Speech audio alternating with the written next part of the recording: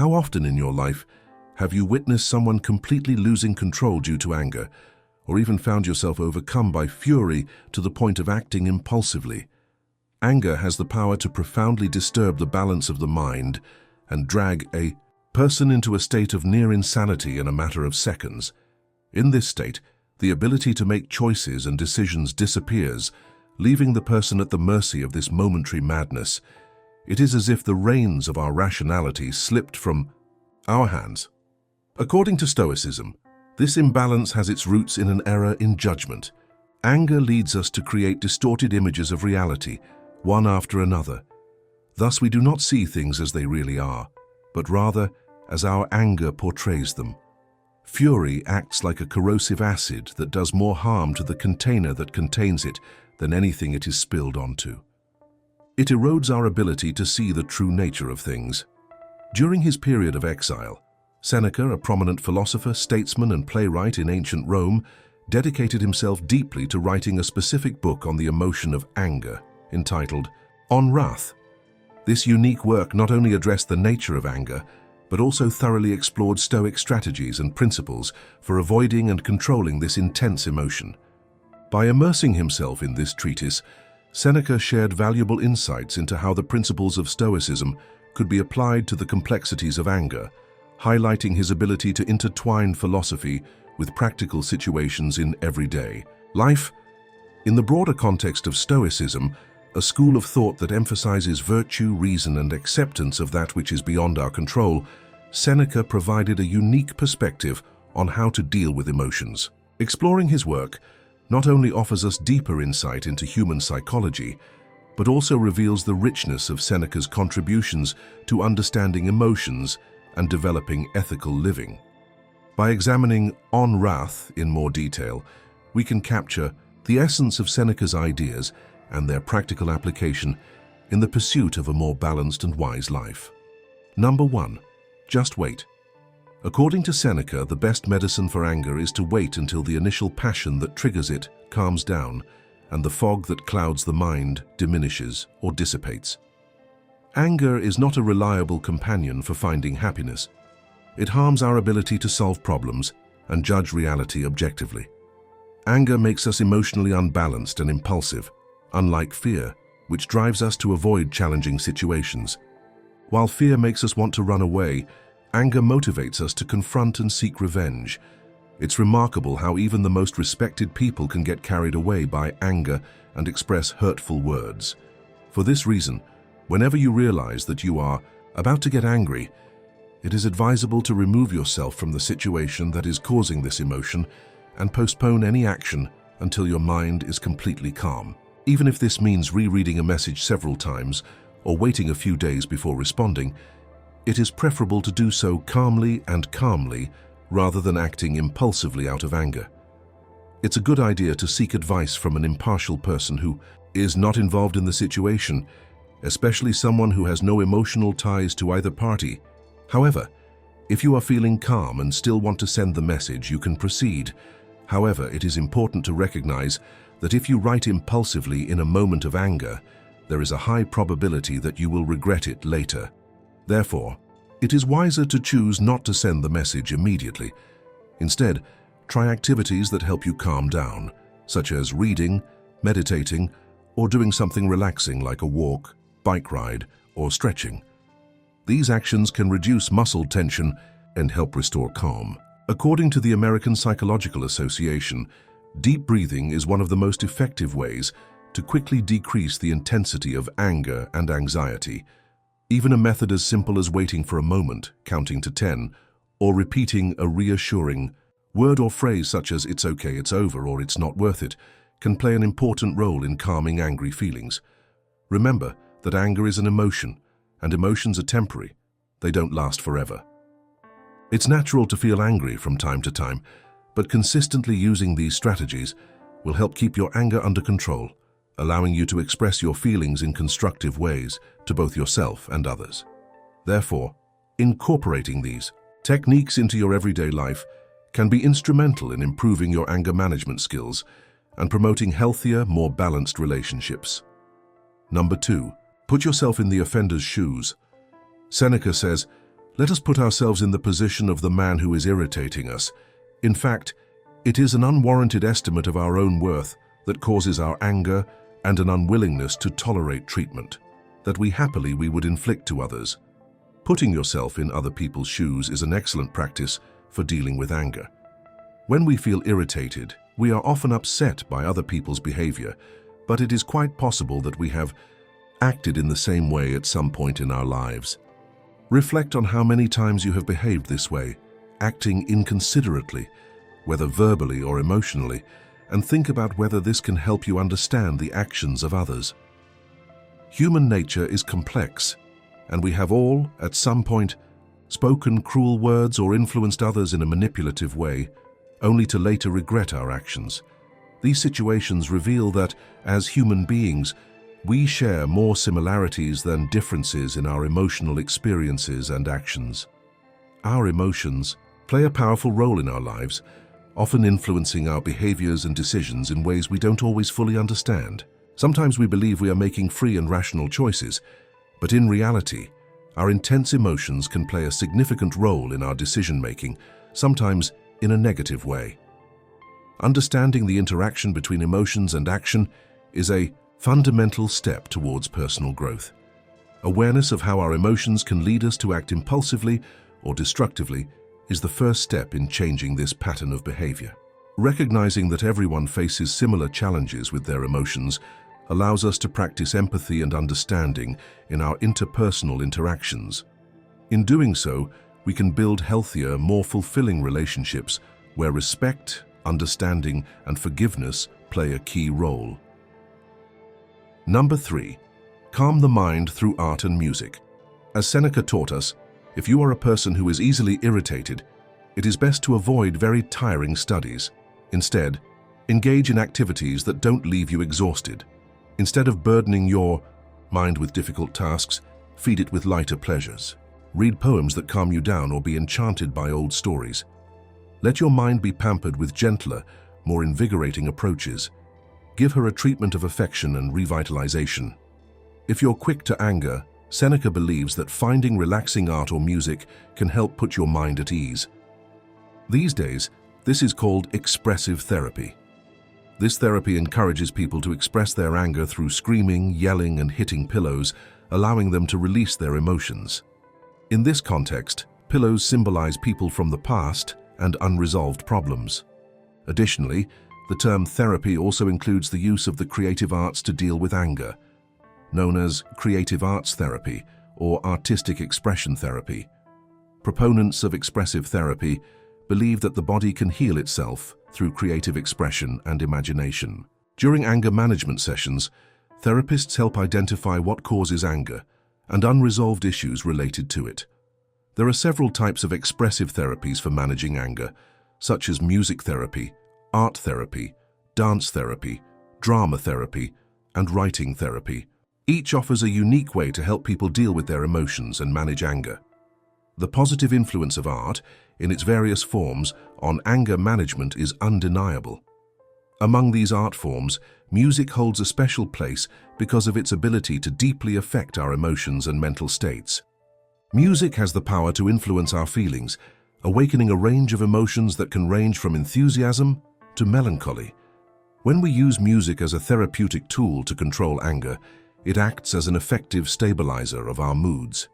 When you find yourself overcome with anger, you can easily turn to music as a way to calm your emotions and relax. Just turn on the radio, put on your headphones, or choose your favorite songs on your mobile device, and the transformation in your emotional state can be remarkable.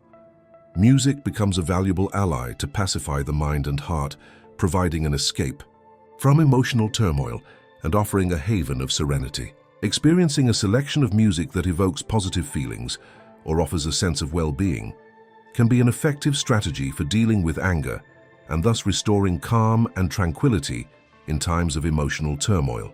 Therefore, music is not only an art form, but also a sound therapy that can be accessed easily and offers remarkable benefits in the search for emotional control. Number 4, recognize that anger is destructive. It is possible to avoid giving in to anger when we consider the consequences of our actions and consider whether it is worth it. One of the essential steps in dealing with anger is recognizing how harmful this emotion can be and how much it deprives us of our rational judgment. Reflecting on anger helps us maintain control and choose more balanced responses. Within Stoicism, there is no room for a healthy form of anger. The Stoics employ the concept of logos to represent human reason and pathos to describe our emotional impulses. Each impulse is a kind of approval. In Stoic philosophy, we can choose to accept these impulses rationally, responding thoughtfully and consciously like adults, or we can react irrationally like children or animals, acting instinctively without reflection. This understanding helps us distinguish between rational and impulsive responses and choose to act more wisely. Therefore, a conscious person should not blame external factors, but rather their own choices. It is essential to control impulses, to prevent anger from taking over, because once established it was, according to Seneca, an addiction that was difficult to overcome. Seneca's thinking was based on three main reasons for this. Firstly, anger has the power to enslave us. When we let anger take over, we become captive to that emotion, which unbalances our emotions and makes us prone to making mistakes that we will certainly regret later. Because of this, we take drastic actions that can sometimes lead to the possibility of not being able to fix the error. Secondly, anger is an emotion that cannot be contained easily. Its intensity is overwhelming and tends to take over all other emotions. When anger takes hold of you, it demands immediate action, becoming the only thing that seems to matter at that moment.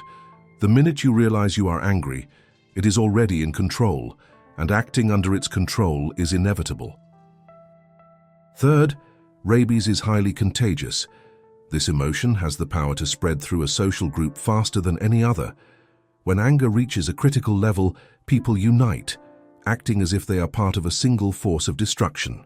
Just think about situations of public lynching or violent protests, where it is clear how everyone seems to unite in a wave of anger. Understanding the destructive nature of anger points us in the right direction, but to cultivate a Stoic mindset, it is necessary to go further and work on reducing the bond with this harmful emotion. Turning away from anger and disapproving of it is the starting point, but not the final destination. According to Stoic teachings, the broader goal is to achieve serenity, a state of inner peace and calm that goes far beyond the simple absence of anger. Serenity is like reaching a state of deep tranquility, where emotions do not have the power to shake us, and we are able to face life with wisdom and equanimity. Therefore, the search for serenity is not just an act of resistance to anger, but a path towards true inner harmony, where emotions are tamed and calm prevails, regardless of external circumstances. Number 5. Use self-deprecating humor. Seneca asks us, how does someone truly wise act when they are the target of bad words? In Cato's example, the answer is not to respond with anger, name-calling, or violence, but to choose to ignore the offense. However, if we feel the need to respond, the Stoics suggest using humor. Seneca praises how Cato used humor to deal with a serious insult.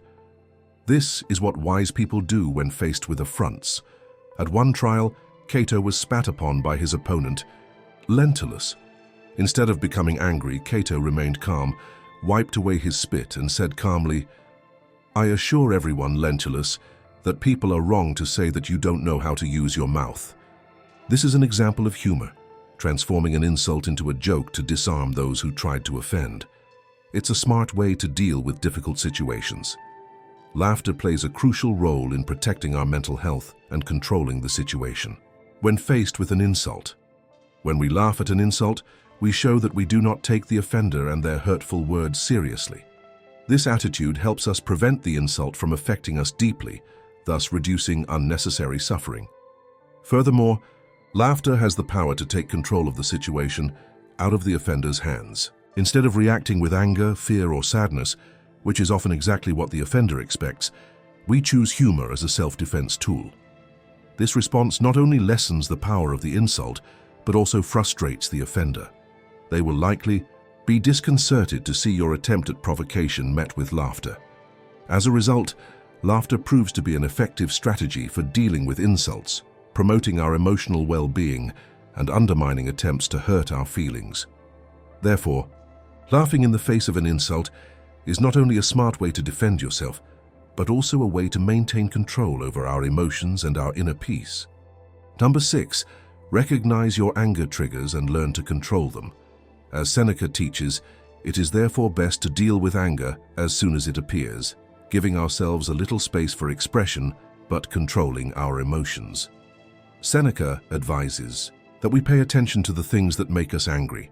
That is, we are aware of the events and situations that provoke this feeling in us. This is very important because we can deal with our anger better when we understand what triggers it. By practicing mindfulness, we are not only able to identify the main patterns that trigger our anger, but we are also aware of the specific thoughts that arise and cause the emotion of anger. This awareness helps us deal with our emotional reactions more efficiently. The advantage of this is that we will be able to identify and neutralize anger before it turns into something more serious. Here are some common examples that can make us angry. Facing unfair situations, such as when someone steals from the supermarket line claiming to have fewer items in the cart than you, or when your boss takes credit for your excellent work and, unfairly, puts the blame on you for a project that he delivered late. These are just some of the injustices that can happen in life. Dealing with the time pressures and daily irritations of modern life, like leaving a little late for work and having to fight traffic to get to a meeting on time, or your wife being upset that she didn't respond to messages right away while you're at the office. These are common situations that many of us face. Experiencing situations of dishonesty or disappointment, such as the promotion and salary increase that your boss had promised, but will not be able to achieve in the next few months, or discovering a breach of trust in your marriage. These are moments in life that can be difficult to face. Dealing with challenges to our self-esteem, such as experiencing rejection or feeling forgotten by someone who is significant to you. Face situations of prejudice and discrimination, such as those related to racial, ethnic differences or disability issues. Experiencing situations in which we are the target of physical and psychological aggression, such as being the victim of a robbery, suffering domestic violence, or experiencing unexpected accidents. By preparing ourselves to deal with the possibility of feeling anger, we are strengthening our ability to express it in constructive ways, which is essential for maintaining healthy, balanced relationships. Awareness is key. As we become more aware of our anger, we increase our ability to control it from its inception, in the early stages of the emergence of this intense emotion. This allows us to take a more proactive approach to dealing with anger rather than reacting impulsively. Instead of suppressing anger, we learn to understand it, deepening our self-knowledge and recognizing the triggers that trigger this emotion. This process of self-discovery allows us to develop effective strategies to channel anger in a constructive way, transforming it into more conscious and benevolent actions and communications. In this way, we not only promote our own emotional well-being, but also contribute to more harmonious and positive relationships with others. Therefore, preparing to deal with anger is not a simple task, but an important step on the path to emotional self-mastery and personal growth. If you are having difficulty controlling emotions other than anger, such as anxiety, fear, and insecurity, I left a video in the first comment to help you master these feelings, just like the Stoics did. He has already helped other channel subscribers. Take a look. Number 7. Stop reacting. Out-of-control anger can have serious effects on our mental and emotional health, and Seneca, as well as others who think like him, give us important advice to guide our actions. By dealing with the idea of control, which is the basis of the Stoics' philosophy, we learn to clearly understand what we can control and what is beyond our reach. Even though external events are often beyond our control, how we decide to react to these events is completely in our hands. Understanding this difference gives us a powerful tool for dealing with anger and maintaining our physical and emotional health. Furthermore, the teachings of the Stoics remind us of the importance of remaining calm and serene in the face of challenges, strengthening our ability to face situations with mental clarity and emotional balance. Therefore, controlling anger is not only a way to protect yourself, but also a practice to become a better person, contributing to a more balanced and fulfilling life. In a work situation, for example, you cannot control the number of unexpected tasks that arise, the tight deadline, or the interruptions that affect your productivity. However, you have complete control over how you react to it and how stress influences you. Frustration is an emotional response to stressful situations, setbacks, and injustices. And we know that stress can increase bad mood and decrease the production of serotonin, known as the happiness hormone, causing irritability. The Stoics were pioneers in exploring human emotions and seeking conscious control of our reactions. Seneca highlighted the importance of not reacting automatically to negative things, emphasizing pausing as a way to avoid anger. It reminds us that there is a gap between what initially happens and our subsequent reaction, and how we control our emotions in that gap is crucial. This approach allows us to think carefully before acting impulsively. Awareness and self-control are fundamental to a balanced and harmonious life, where our emotions become allies, not obstacles. The teachings of the Stoics invite us to explore this space between what happens and our reaction, allowing us to act wisely in the face of challenges. Anger, being an overwhelming feeling, has the power to drastically alter our behavior and lead us to actions we would not normally take. When we let ourselves be carried away by this intense emotion, we lose control over our actions, becoming prisoners of our own feelings. The effects of anger are vast and impact different spheres of life. It can cause sadness in a relationship between parents and children, lead to the separation of couples, cultivate hatred in leaders, and even harm a political candidate's prospects for success. The harmful nature of anger is even more striking when compared to lust, because while lust seeks pleasure for itself, anger feeds on the pain of others. Exploring anger as a complex emotion reveals that its ramifications extend beyond the individual, experiencing it, directly affecting those around them. Analyzing the consequences of this feeling allows us to understand the extent of its impacts, from the family to the political scene. Therefore, it becomes essential to reflect on how to deal with anger, not only to preserve personal well-being, but also to cultivate healthy relationships and build more harmonious societies. Acting out of anger will invariably lead to feelings of regret later. The emotional hangover we experience after succumbing to anger is a clear sign that this is not an emotion or impulse that we should allow to dominate us. It's a powerful reminder that anger rarely leads to positive results. Number 8. Choose healing over punishment. Seneca calls us to think about the difference between righting a wrong and seeking revenge.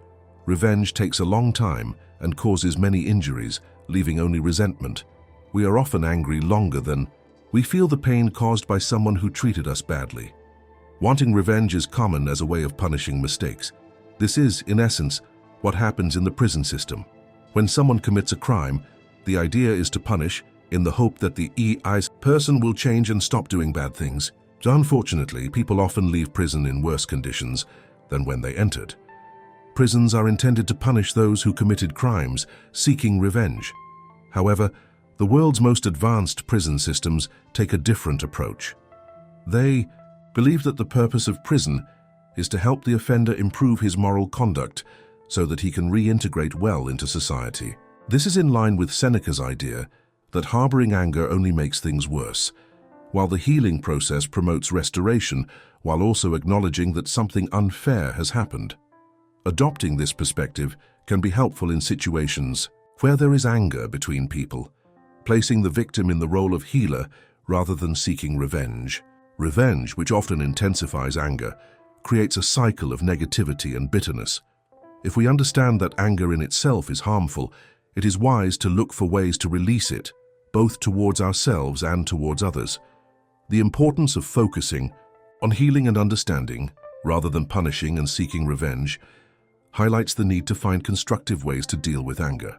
This approach not only breaks the negative cycle of resentment and hurt feelings, but also promotes an atmosphere of mutual understanding, conflict resolution, and forgiveness.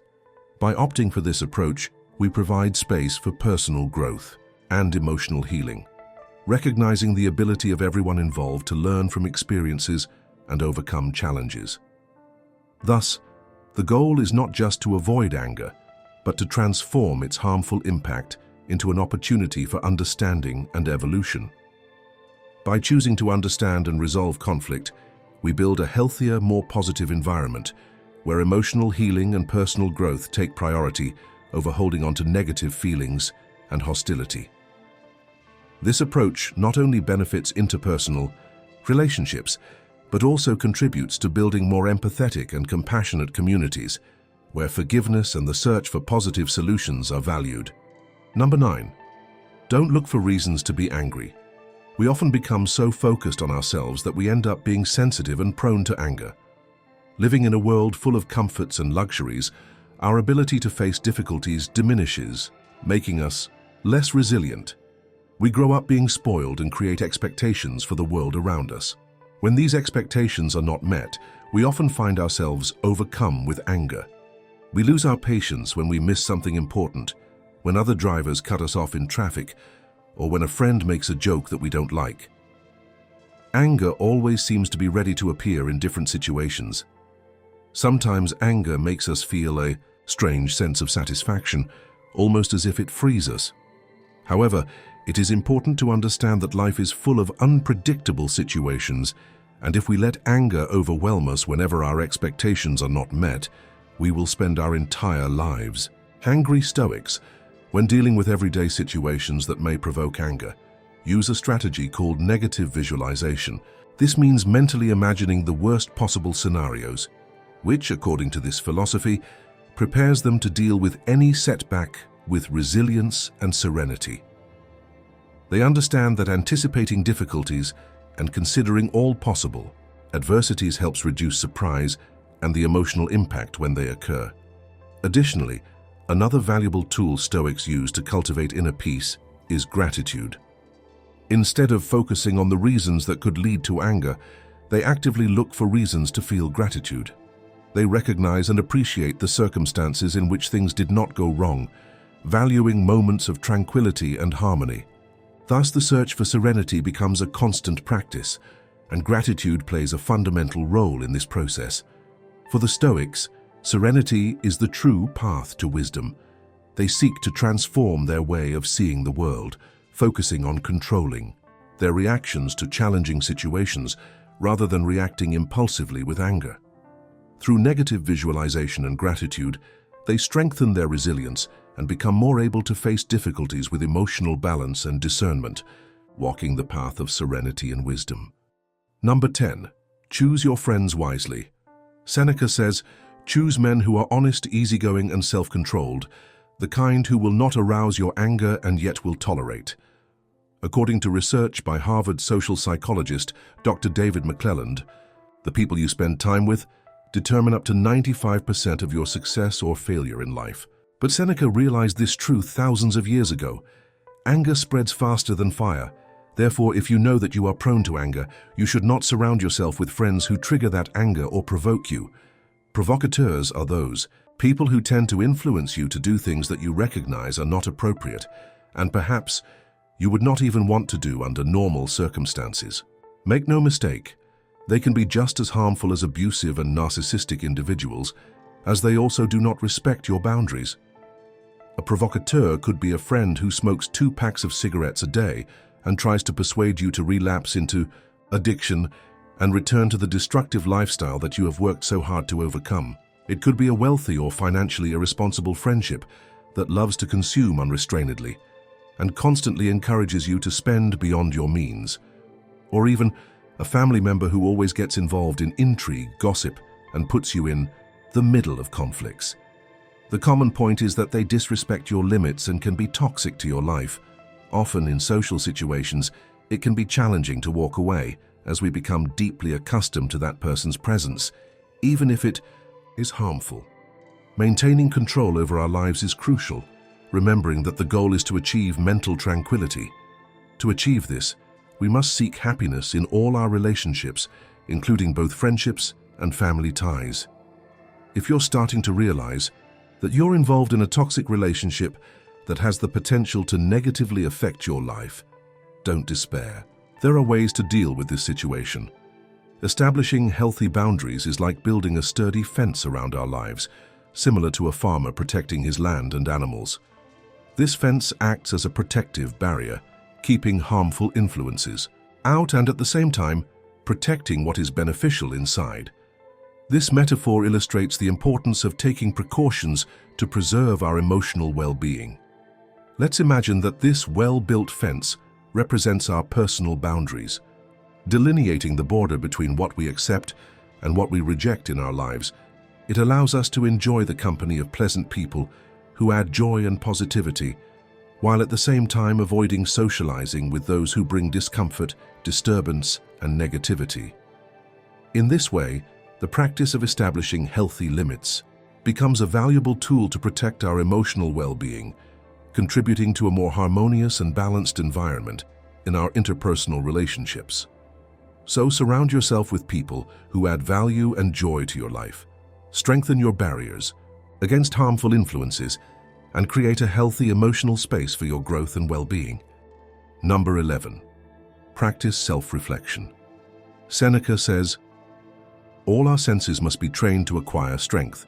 They are by nature capable of resistance, so long as the mind, which must be called daily to account, does not persist in undermining them." By pondering who you are and how you act, you will develop a greater awareness of how your thoughts influence your negative emotions. A great start is to keep a record of angry moments in your diary or notes app on your cell phone. This will help you keep track of what triggers your emotions and understand yourself better. It's a valuable technique for keeping a record of your interactions with anger. Whenever you feel angry, start your count and make relevant notes. It's important to document specific information for each anger-triggering episode, such as the event that upset you or caused you stress, what elements of the situation were provocative, your thoughts at the time, and the intensity of the anger on a scale of 0 to 100. This will give you a clearer picture of how your emotions are influenced. Emotional self-control is a valuable skill for managing anger. An important step in this process is self-awareness, which involves understanding how you react to situations that trigger anger and identifying patterns of behavior. To develop this self-perception, it is useful to do a self-assessment exercise. The goal is to track how many times throughout the day you experience feelings of anger and, more importantly, observe how you react to these emotions. Writing down these moments of anger and their associated behaviors can provide valuable insights into your emotional triggers and the way you deal with them. By creating this record, you give yourself the opportunity to identify patterns in your responses to anger. You can notice, for example, whether anger is triggered by specific situations, people, or recurring events in your life. This awareness is the first step to developing effective anger management strategies. Once you have identified triggers and patterns, you will be in a better position to find constructive ways to channel that anger and respond to these situations in a more productive and balanced way. Ultimately, this practice of self-reflection will help promote your emotional well-being and improve your interpersonal relationships. Self-reflection will give us greater clarity, and with it, a life of more virtue. And to control anger, we need to know how to think clearly. Marcus Aurelius explains very well how to think clearly. Click on the video on the screen and watch it right now.